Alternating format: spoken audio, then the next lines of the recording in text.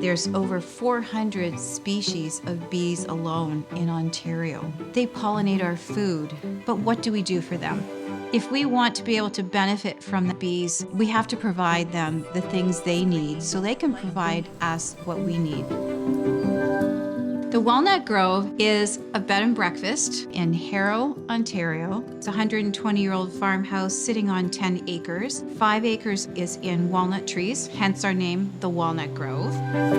Bob and I have always been big on supporting our environment. We had to do something more with our meadow to satisfy the pollinators and make it something that other people can enjoy and experience. Entering the world of the pollinator. It's a magical, magical space.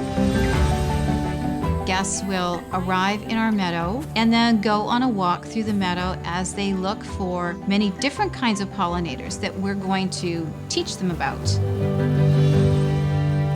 There's quite an ecosystem going on that people, if they just walk through it quickly, they will miss. We're there to slow everybody down so they can reconnect with nature, understand the many different needs of the pollinators.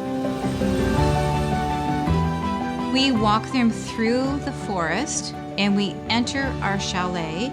We're providing them with a nice charcuterie board based on foods that are all pollinated. The guests choose their own bee bowl, decorate the bee bowl, and then the guests can choose whatever stones they want to put in. Then the last little surprise is the guests can make their own little seed envelopes to start their own pollinator garden.